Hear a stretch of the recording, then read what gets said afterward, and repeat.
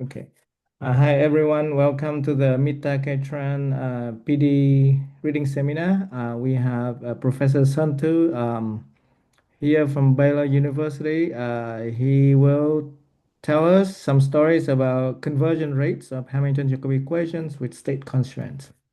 Please, sir. Thank you everybody for coming in. Thank you, Professor Hung Trung, the invitation.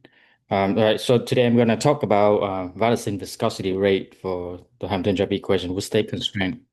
So um, I'm gonna go over some of the historical background on the problem. Maybe familiar with a lot of people here, but I'm included. I'm gonna go through them quickly for the motivation, and then I'm gonna discuss about the problem with the result from two cases. One I'm done with UC here a while ago, and one is on the super quadratic case that we just did. They are kind of related, so I'm gonna go over both of them. And also, most of the technique is quite simple and classical. So I'm gonna spend some time at the during the talk to discuss, even though they're classical, but what is the new thing that I think were interesting.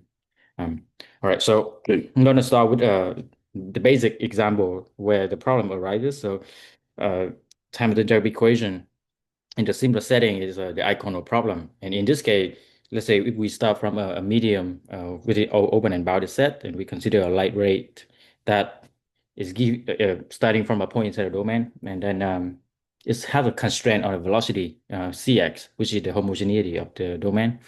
Then if we look for the every path, we look for the first time the path exists of the domain, and then instead of considering the trajectory, the fastest trajectory that make the light exit the domain, we can look at the value function, which is given a point x naught. We can just look at the minimum value among all the paths that gonna make it exit the domain. Then by looking at the PD instead of dynamic, right, we could look at this function. We can try to derive a PD for the value function.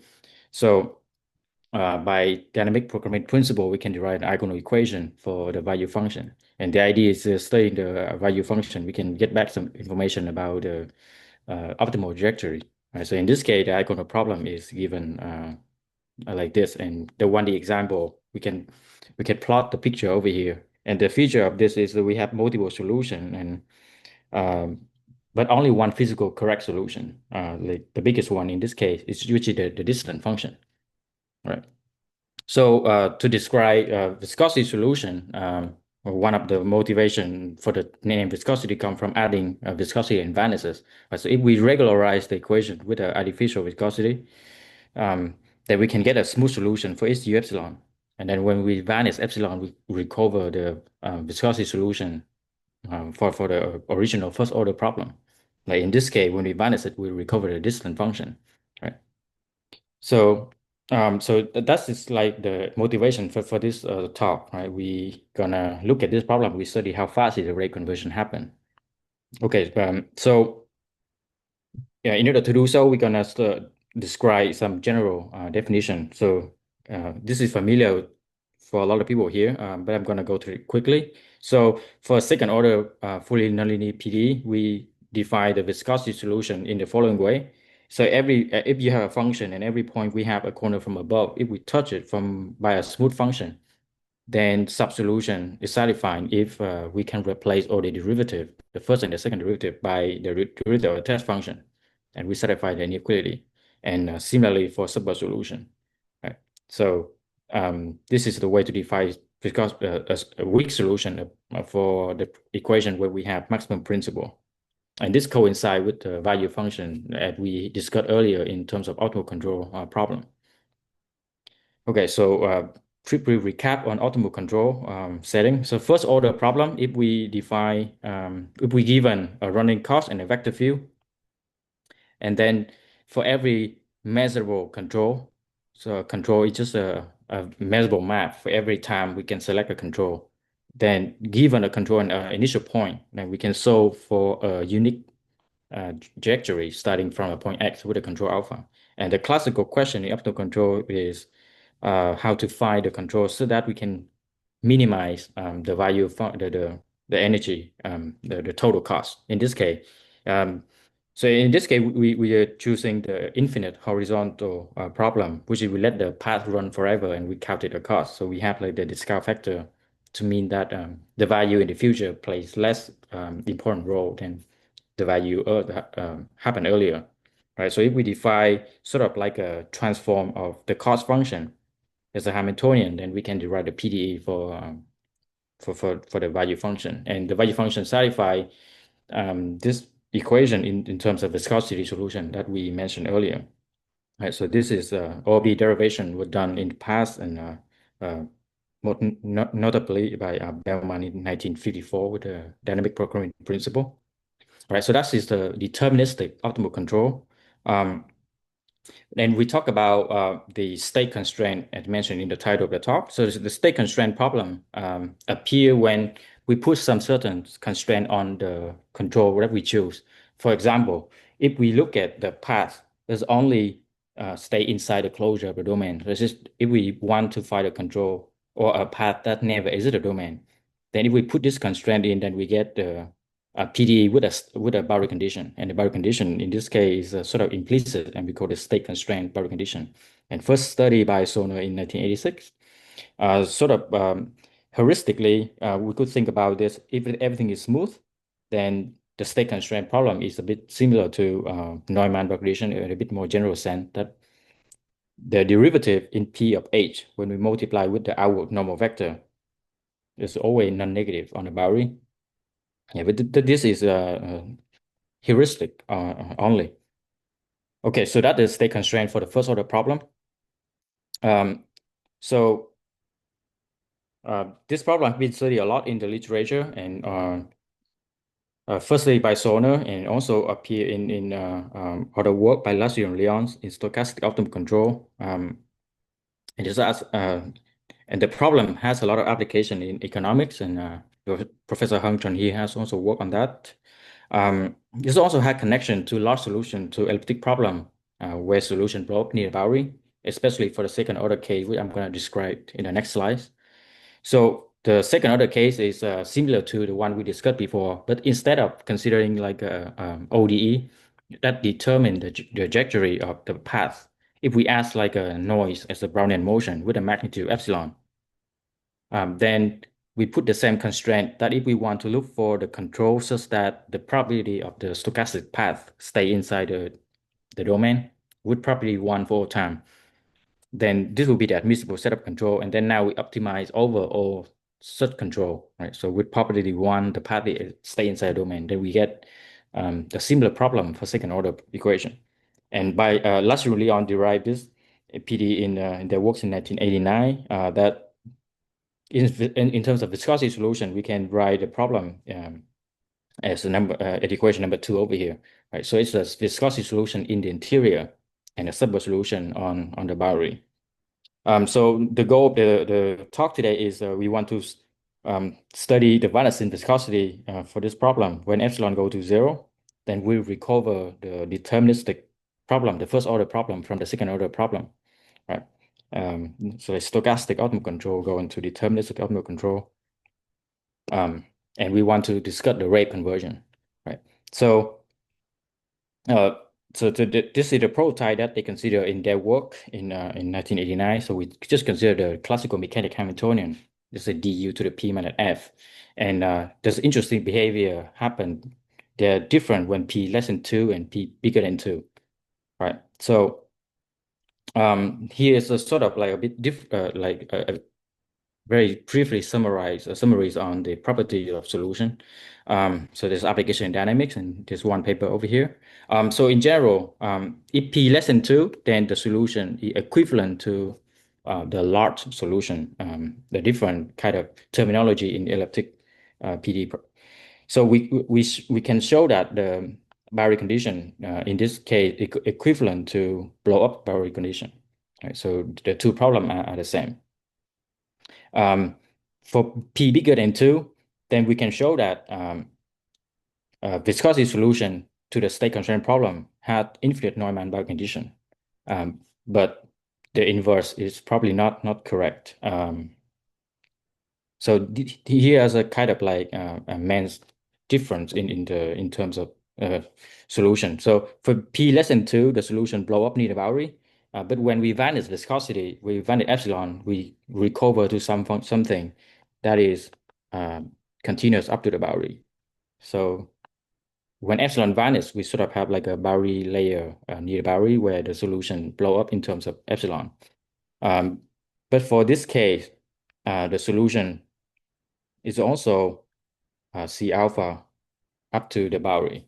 So the conversion is sort of more standard where you have something bounded, the conversion to something bounded. It doesn't have any blow up behavior.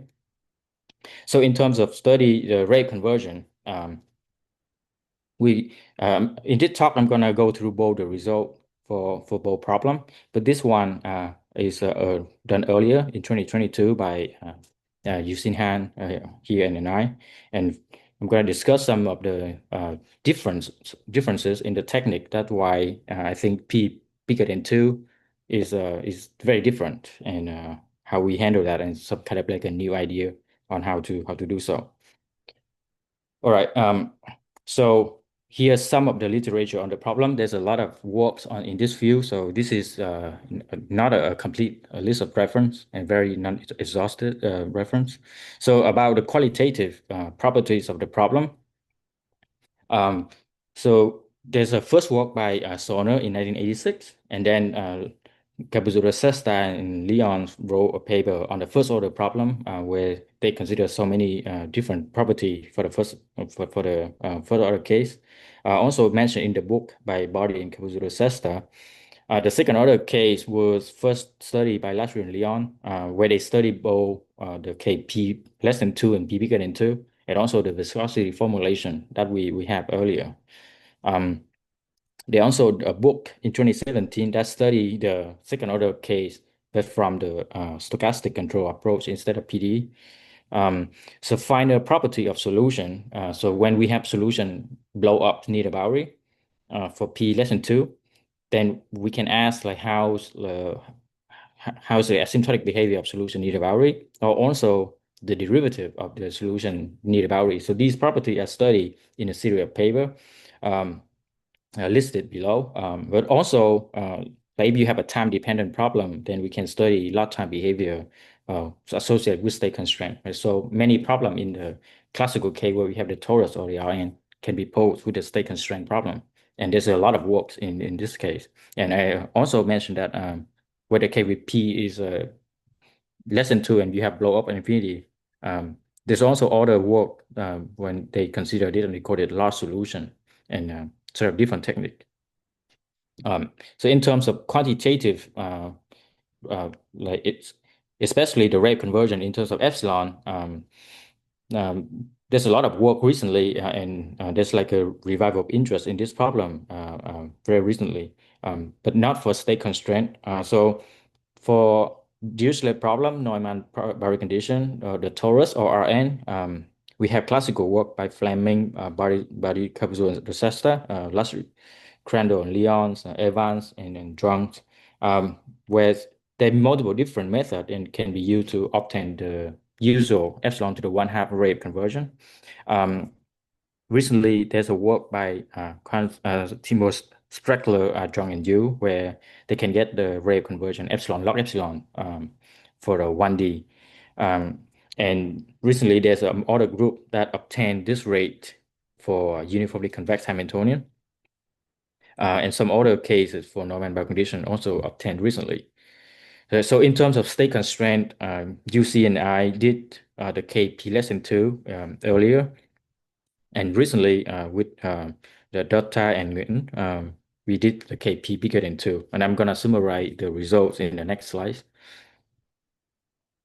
Okay, so for the Kp less than 2, here's the conditional result that we obtained.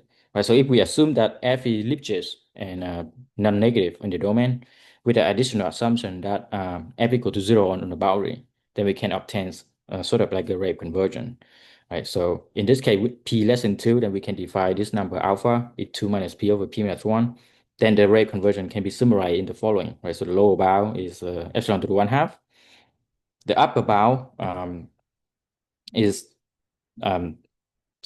standardly we can get epsilon to the 1/2 as well with uh, some term that blow up near the boundary to describe the behavior of solution. If we assume further that F is semi-concave, then we can improve the rate conversion to C epsilon. And by so this is for the semi-concave with complexity supported inside the domain. And by approximation, we can get the result when we let the support vanish, like to this rate conversion. Right. So for P bigger than 2, yes. Can you draw some sort of illustrative picture here, because I think that some of the students might not be familiar with the boundary layer. I mean, it's obvious for you, but many people are not yet used to it. Yes, yes. Yeah, thank you Thank you. for that. All right, so if we can sort of imagine that if we have the domains the omega here, then the typical picture of solution U epsilon will look like something like this, that it blow up near the boundary.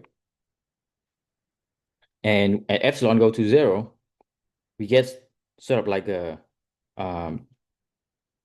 solution that is not blowing up at all and remain bounded.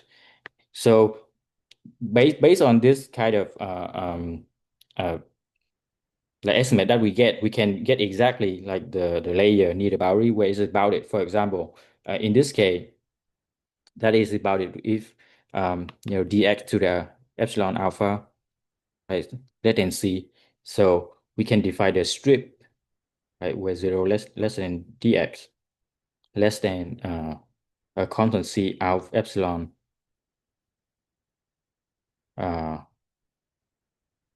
like sorry. Yeah. So exactly where dx bigger than c epsilon to the alpha or alpha plus 1. Right. So around this point is where we get sort of the boundary layer.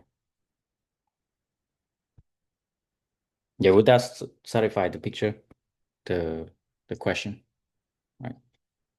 So the interesting thing in this P less than 2 is that boundary blow up behavior.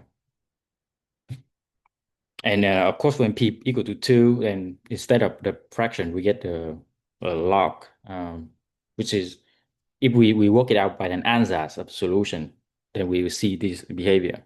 And these estimates can be basically first obtained by if we look at a PDE, and then we try to find an ansatz for solution. And one of the tool to build ansatz is plug in the distance function raised to some power, and then try to mask the order, and which will arrive at this kind of behavior. All right. So for P bigger than 2, then the solution is bounded. And so one of the difference to the KP less than 2 is sort of even U will blow up, U epsilon will blow up, but we know what it is. So we know it's infinity. But for B bigger than 2, the difficulty when working with this is sort of it's implicit. So I know it's continuous. So I can frame it as a Dirichlet problem with the Dirichlet data equal to U epsilon restrict on the boundary. But it's kind of implicit boundary condition. So the best way to write it down is just write as a state constraint viscosity formulation. All right. So summarizing the result is as follow. We can get the lower bound for every kind of Lipschitz F. But for the upper bound, we still have to assume the restrictive condition like we had in the KP less than 2. That is assuming that F is non-zero and F is non-negative and vanish on the boundary. Then we can get the upper bound is still epsilon for general Lipschitz data. And if F is semi-concave, then we can improve it into 1/2 P over P minus 1. And so when P bigger than 2, this is bigger than 1/2. And yeah, so this is true for semi-concave we completely support it. And then if we let the support tend to over the boundary, then we still can recover some result like earlier.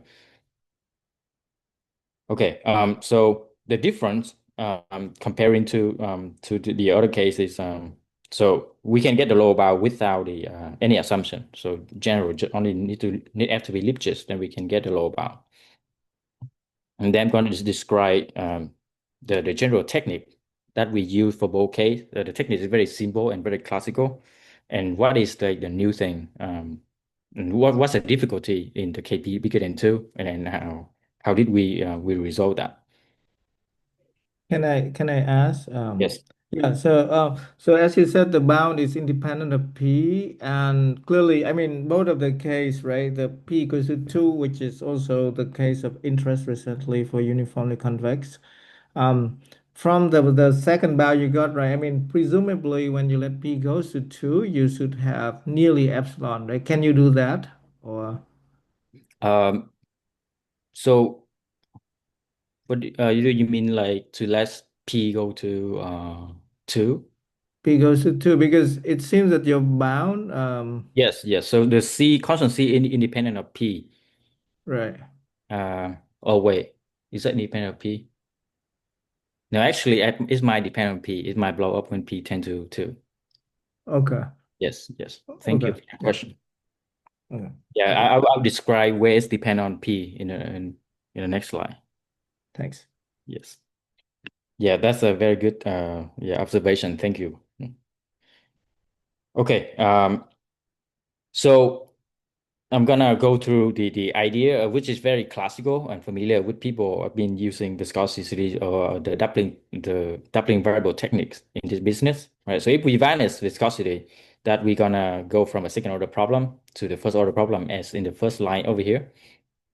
So naively to compare U epsilon minus U, if we look for like upper bound, for example, right? Then if we assume it has a maximum happen as a point x naught, then if we can just heuristically, if everything is smooth, right, we just subtract the two equation, right? If we subtract the two equation, and at the maximum point, then we get the gradient of them equal, right? So we can cancel out the gradient, f also cancel out, and the only thing left is this term over here, right?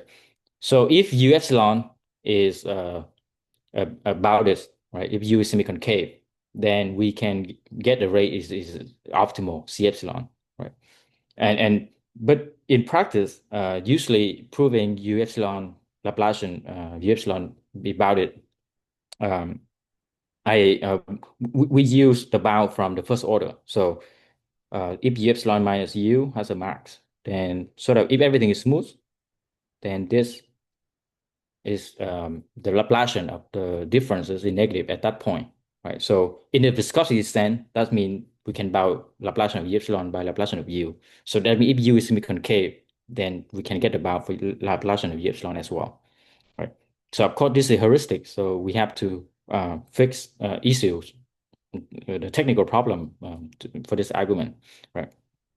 So most of the time, to make this argument work to viscosity solution, we have to handle the boundary case. So we have to somehow make the maximum point not on the boundary, but inside the interior. So to do that, usually we need some kind of barrier to handle that case to push the maximum point inside, right? So it turns out that, in my opinion, that building like a barriers like that for the K P less than 2, where we have blow up boundary condition, is somewhat easier than P bigger than 2 because we don't know what is a boundary condition for P bigger than 2, right?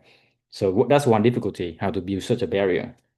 On the other case, when we talk about semiconcavity, right, then one can usually prove that U is semiconcave if F is semiconcave, but it's not always true. For example, we know that U has a optimal control formulation, right? So in terms of optimal control formulation, we get something like this, where L is so if this is the Hamiltonians, then L is Lagrangian. So the Lagrangian will be P star Fx ds eta s, right? So P star is a conjugate of P, right? So if P less than 2, then this number is bigger than 2. So we can get semiconcavity for U directly from the autocontrol formula. But if P is bigger than 2, right, then this P star is between 1 and 2. Right. So at most, if we want to get an estimate like -8 minus 2UH. At best we can get something like some number like P star, like 3/2 or something. It's not gonna reach to 2, right? So it doesn't satisfy the semiconductor at all. That's another difficulty when you have with the P bigger than 2 case. So for the rest of the talk, I'm gonna discuss how we gonna come up with new idea to handle these, even though this is a classical, but it's sort of not been written down before. Okay.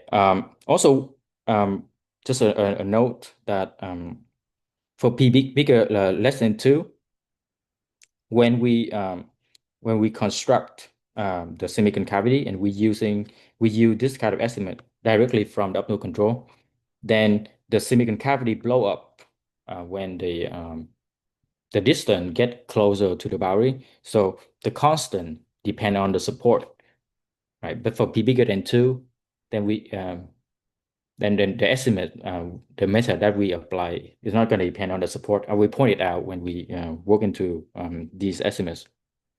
All right, so first I'm going to talk about the lower bound, and then for the upper bound, I'm going to talk about the first epsilon 1/2 rate, and then the improved rate with silicon cavity. Right, so three technical details that I'm going to go through. The first one is the lower bound. So the idea in the low bounds is very different than what we did for the KP less than 2. So for the KP less than 2, we basically rely on the Vannessen viscosity of the Dirichlet problem. Right? For the Dirichlet problem, we know the rate is epsilon to 1/2. So for when P infinity, so it's bigger than any Dirichlet problem, then we can use Dirichlet problem to get the rate 1/2 for free.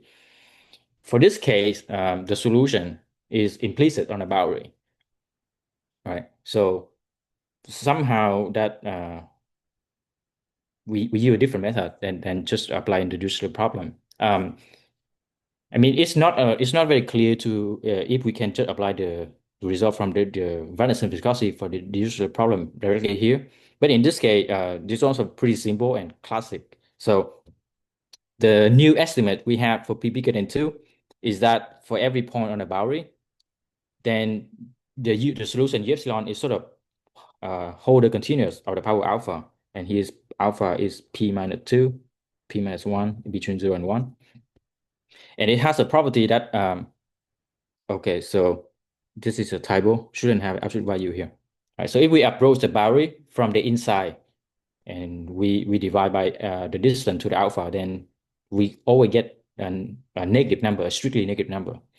So this is gonna force the nice property that if we consider the minimum point of U epsilon minus U when we write out the fraction because of U ellipses.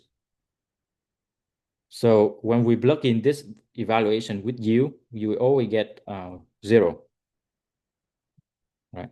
Because of U ellipses. So, but this is strictly negative. So it's forced that if we have a maximum point, the maximum always in the interior. So it's kind of like a good property for free coming from the property of this. And this is proved in Lasry and Lyons. Right. So if we use that, we get the point in the interior. So the interior, we can use U epsilon as a test function for U, right? So U minus U epsilon has a max because U epsilon minus U has a mean. Then we can write out the test function for U. So we get the PD for U with the test function in U epsilon. And then for U epsilon, because of X naught in the interior, we can write out the PD. So we can subtract 2 terms to get U epsilon minus U is bigger than sort of epsilon Laplacian of U epsilon. So like earlier, we tried to estimate Laplacian of U epsilon by Laplacian of U, right? And if U is semi-convex, then we're done. We get the lower bound by C epsilon, right? But in practice, it's never the case that U is semi-convex. So to make it semi-convex, we can approximate it by inconvolution to make it semi-convex. But if we do inconvolution for PDE, then we get another PDE, perturbed PDE, right? But the perturbed PDE is hold only in a smaller domain, right? So to make the PDE happen in the same domain, at first I had to enlarge the domain a little bit by delta, and then we do the inconvolution on that domain. then we get a PD on the small domain and try to make sure that the small domain is still contained omega. Then we can repeat this argument on the same domain. Then by doing this, all right, this is semi-convex. Then we get a rate and the two solutions to the same PDE, but on different domain is going to give like an error of the size of the domain, like when we're increasing. So by balancing delta, we get back to the rate epsilon to the 1/2, right? So the technique is very classical, right? And then we get the low bound without any assumption on F, right? So OF will works in this case. Right, so for the upper bound, first I'm going to talk about the upper bound epsilon to the 1/2, which is like the standard doubling variable argument we usually go through. So if we just do doubling variable, we consider u epsilon minus u minus like the standard coupling function x minus y squared over sigma. Right, then if it has a maximum at 2 points, like x sigma and y sigma, and if we assume that it's the interior, so this is like assumption, we need something to do with it, right? So if we have this is the maximum in the interior, then we can write out the sub-solution test and the subburst solution test using this function, right? So respectively, for this one, we get u epsilon at this term, and then this is the Laplacian of this one. And then for u, the first order equation, we get a similar one, right? So we can subtract the two equation to get this estimate, right? And then if as we assume Lipschitz, then we get the difference in the F term is the sigma, and then we can go back to balancing the sigma to get the rate is epsilon to the 1/2, right? So the only thing we have to handle in this argument is how to make sure that the maximum in the doubling variable in the interior, which is very classical. So this is where we need to build a barrier, right? So sort of like, so we need to build a barrier when the maximum happen near the boundary. So the idea is we're going to treat the problem separately. Like if the max happen interior, then the argument earlier with the doubling variable works. We're done. But if the maximum happen near the boundary, then we have to have sort of some different way to treat it. So the different way here is come with the condition that I assume that FF equal to 0. Let's say the idea is let's say if we have this is support of F, so F equals 0 over here. Right, so let's say increase a little bit. So F equals 0 on the strip. Right, so if the maximum happen in this strip, then we want to bound the solution by a different way. So this is so that's why the problem we got is still kind of restrictive in the sense that if F is 0 here, then the solution to the limiting problem is also 0 here. All right. So we only need to find upper bound of the u epsilon. Then we get the thing that we needed.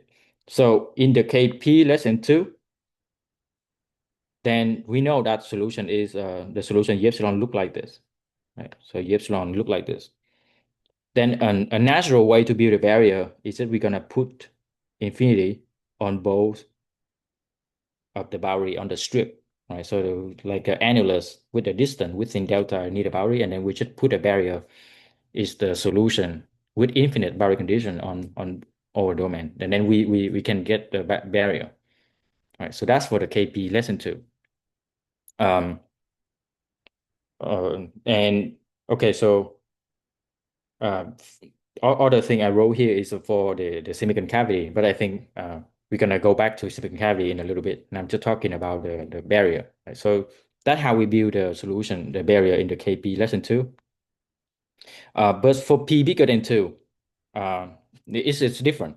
It's harder to build a barrier because we don't know the behavior solution. So in the KP less than 2, to repeat again, as earlier when we build the ansatz for a solution, we see that it blow up with this rate, right? So if we make the constant C very big, we can enlarge the constant C, and then that term will serve as a barrier, and we can use it, and that finance with epsilon, so everything work well.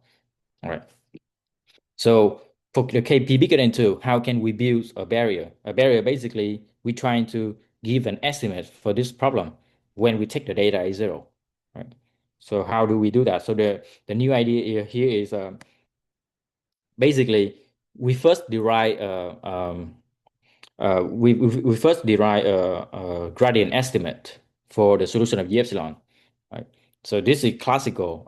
It can be done in many different way, like Bernstein method, where we differentiate the equation. But in our paper, we can sort of, because of the equation has a very nice form, we can get a very clean and short proof for this one without differentiating the PD, sort of. But first, we get like an explicit estimate on the gradient. And let me repeat it, this is not new, right? Then we're gonna, instead of building a barrier directly, we look at G epsilon adding like a constant multiplied with a distance. And this is like uh, a, um, a modification of the distance. So not directly the distance, but we introduce a parameter delta to modify it. That is, we modify it in this way. So from 0 to delta, we take so we take a cutoff function that is at s equal to s here, and then it's constant far away from the boundary. All right, so it's constant. So that means the distance function, d delta here will coincide with the normal distance near the boundary, but far away inside it kind of remain constant. Okay, so if we define like this, then when we take the derivative, we take a point on the boundary, and then we look for the direction of going inside from the boundary, assuming the domain is C2, so we get a nice inward normal, right? So we look for a direction, we take the derivative along that direction, then we can show that it's positive because of this gradient estimate. So we just have to choose the constant here so that when we compute it out, the constant, make sure that we match with this, and then we get a negative term. So what does it mean is if we have a max, we can always go along the direction to push the max inside the boundary, right? So we can show that the maximum of this newly added function happen inside, right? So there are two cases. If the max is very further away from the boundary, in some constant. So the constant here, here is just, we have to choose it so that the distance function is smooth in that strip, right? So it inside far away that strip, then the value, the function is small. And if the maximum happen in that strip, then we can use the Laplacian estimate to derive an estimate for U epsilon. And from the PDE, we can get the estimate for U epsilon, right? So lambda U epsilon less than negative du epsilon p as epsilon U epsilon, right? And this one is negative. So U epsilon is estimated by Laplace of U epsilon. And the Laplacian of U epsilon is in turn estimated by the Laplacian of the distance function here from the sorry, I need to clean it. All right. So when we take the Laplacian here, we get less than 0. So the Laplacian of epsilon we bounded by the Laplacian of this normalized distance. So if we compute it and we factorize everything out, then with this new normalized distance function, we can balance like an epsilon to the alpha minus 2 with a delta in the bottom. So go back into the original problem. We had another delta as a freedom. So combine the two terms, then we can do a balancing game to get back to epsilon to the 1 minus alpha over 2, right? So that's like an argument to get a barrier in this case. So there's a remark about this case. So in our case, right, so we can get the barrier. If the zero data, the data is 0, then we get the boundary epsilon to the 1 minus alpha over 2. An earlier result, the only one that we could find in the literature by Armstrong and Drunk, where they obtain a barrier, but with the epsilon, the power epsilon to the 1 minus alpha. So we just have a very minor improvement. I think it's over the no result for the 0K, for the zero data case.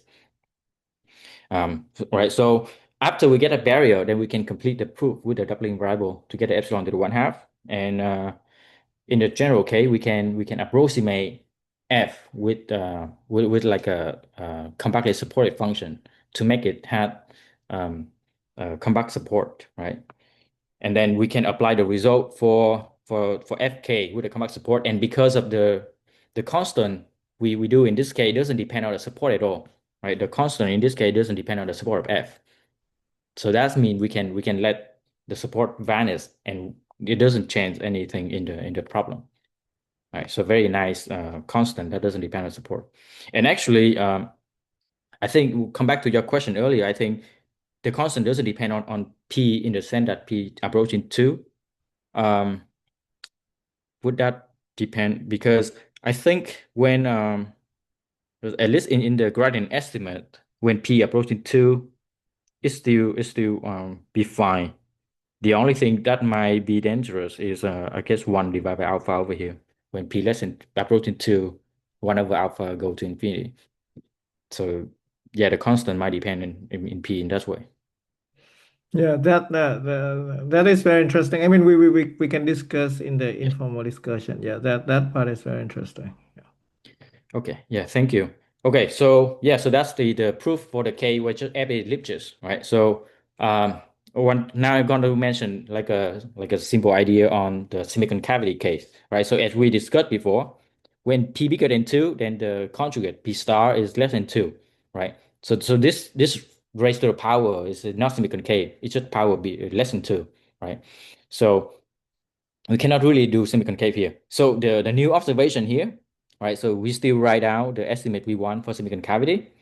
So the picture is you have a domain, and let's say we have a point X here, and we get eta is a optimal path, right? Go from negative infinity to 0, backward optimal path. So if we do want to do semiconcave estimates, we gonna move a little bit by h, right? So x minus h and x plus h. Then standard, we're gonna try to compare it by cook up like a new path, right? So we can just pick a point here. So at a town, like some negative point tau, and then we connect two paths. So this path we call it at a minus, and this is at a plus, right? So it's going exactly at the minimizer up until time tau, and then it's only changed from tau to 0. Then we can write out the estimate, right? Instead of negative infinity, then it's gonna cancel because they are identical on the other part, right? So the part where we have f, if we assume f is semiconcave, everything is nice, right? We got the h squared, so it's very nice. With the CF is a semiconcavity constant of f. But for the f, for the part where where we have p star, if we just rely on classical um, like semiconcavity of this, it is not semiconcave, but we can get some estimate like h over tau p star, and then we have an integral, right? So we're gonna have something like this. So here I'm just gonna go ahead and do like a very naive estimate. So this one s is negative, so this is less than 1, right? So the whole thing is less than this multiplied with tau. So we get something like this, right? So we get h to the p star on the top and minus 1 in the bottom. And this one is still good because p star is bigger than 1. So the observation is if it's positive, if it's not negative, and it has compact support, right? Then if we have any optimal path eta, so when eta hit any point outside of the support, we can just modify the path without affecting the cost function by letting it remain in that 0 region, right? So what it means is we can let tau to negative infinity in this formula. So the whole first term go away and we can get like a semiconcavity estimate for U.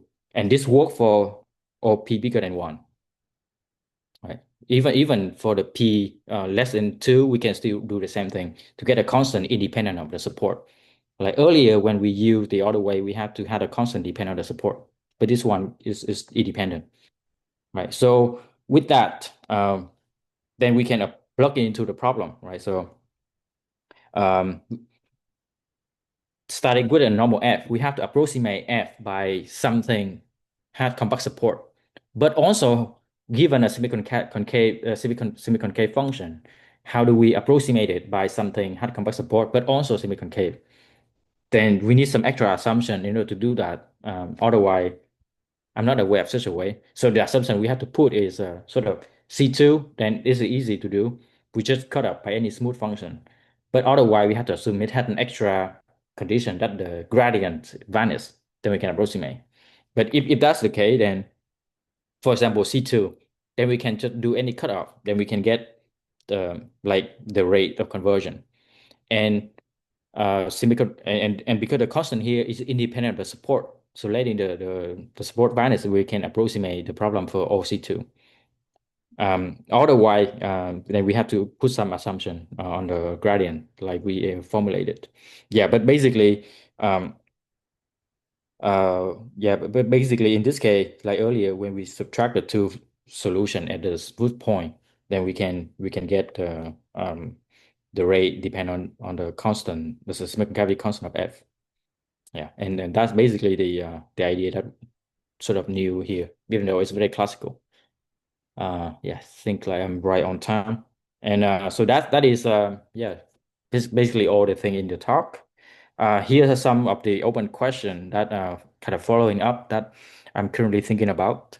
So still very interesting to work on the case where we don't have that restriction of f equal to 0 on the boundary, right? So we're the minimum point not on the boundary. Um, uh, and which in this case, I think the dynamic of the optimal path is pretty hard to analyze. Even though I think UC has a paper here when she did discuss that semiconcavity in the case of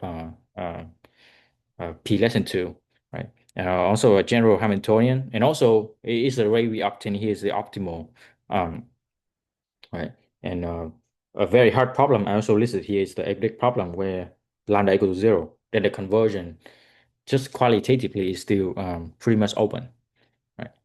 And yeah, that's all I have for the talk. Thank you. Thank you, sir. Are there any questions or comments for Sun for his talk before we start our informal discussions?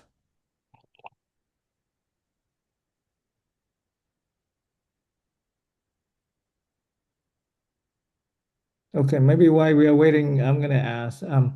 So can you go back to the previous slide? This is interesting to me. I didn't know this earlier. So what you're saying is that in the case that the support of F is compactly supported in omega, the way you do that is that if your curve eta get out to the region when F is equal to 0, you would modify it just to keep it stay inside the support, right? Just on the boundary. You just keep it there. Yes. And by doing so, effectively, you are not risking running to the boundary, and hence your part you can let tau goes to minus infinity. So basically, you can get you can get rid of that sort of dangerous term by doing exactly that idea, right? Yes, yes.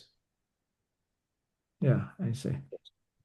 Yeah, Hmm. so it's very interesting that like as long as every component is supported, and we can get a semiconcavity for U, and it's independent of the support, which is um yeah, rather different than the other method that we did for P less than 2.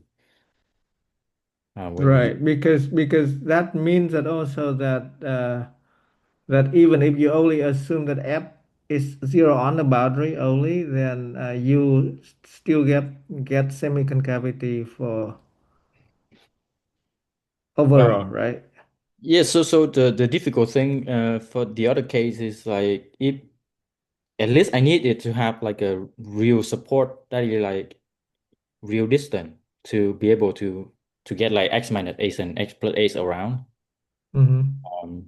So if we only have f equal to 0 on the boundary, then was not quite sure if this will satisfy. Like Right.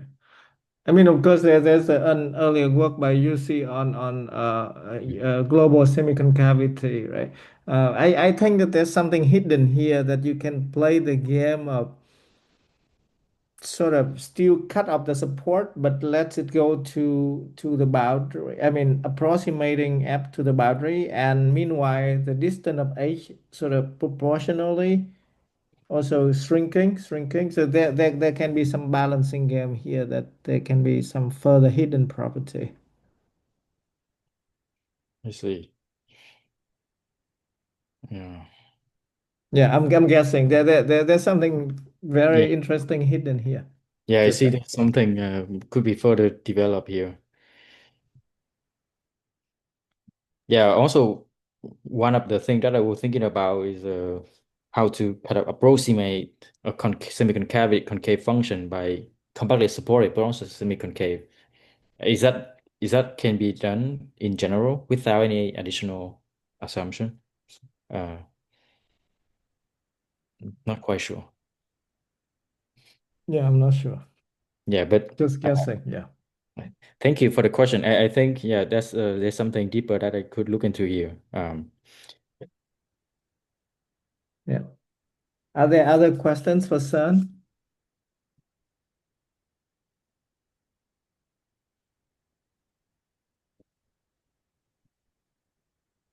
Okay. If not, then maybe let's thank Sun again for a great talk, and then we will start our informal discussion.